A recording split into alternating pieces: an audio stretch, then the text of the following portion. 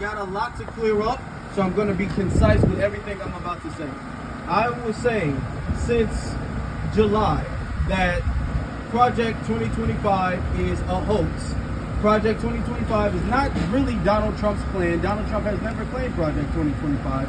Project 2025 is what they call a boogeyman strategy, and this is something that the Democratic Party does because they want to scare people into thinking that World War III is going to happen. They want to scare people into thinking that the sky is going to fall. They want to scare people into thinking that if Donald Trump gets in office, then there's going to be some natural disaster. It's going to be the end of, it's going to be a crisis for everybody in America.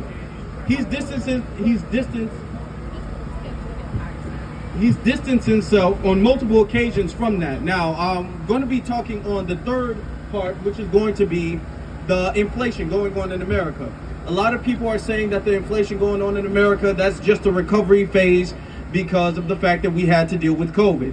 The inflation going on is because of the fact that Joe Biden and Kamala Harris signed the American Recovery Act. And this was supposed to be an act that was supposed to give subsidies to the American nation over $1 billion, $100 billion, $130 billion from the time they signed it to the end of 2024 to subsidize the economy because of the COVID pandemic.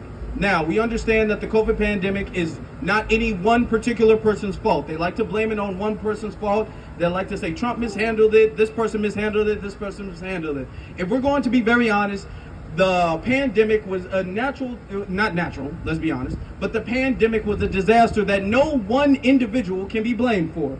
The pandemic, a lot of people, Democrat, Republican, a lot of people did not know, they were unprepared, and it was mishandled.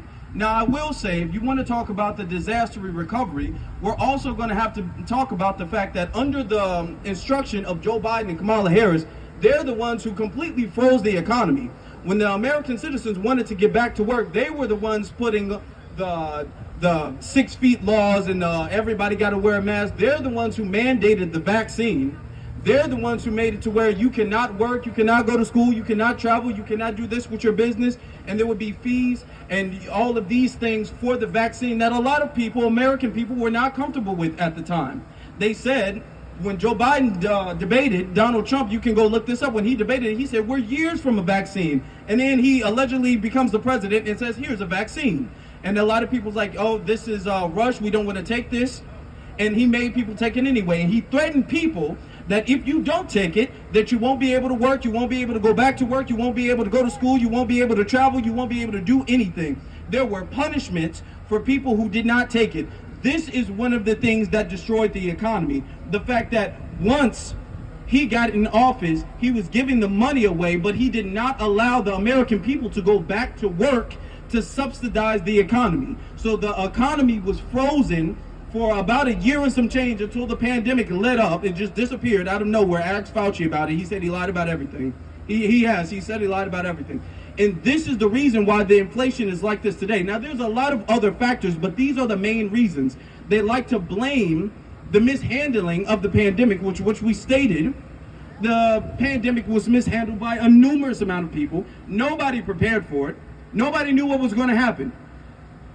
But what we did know was that a lot of people didn't want to take the vaccine, and a lot of people wanted to go to work, and a lot of people wanted to go to school, and a lot of people wanted to live their life the way they were living it before, and Biden and Kamala stopped that.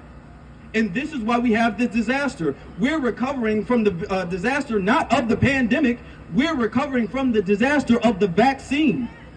This is the reason why we're like this today. And now we have 20-year-olds dying from heart attacks all of a sudden, and nobody wants to say any side effects happen with the vaccine, and we seeing that this has happened.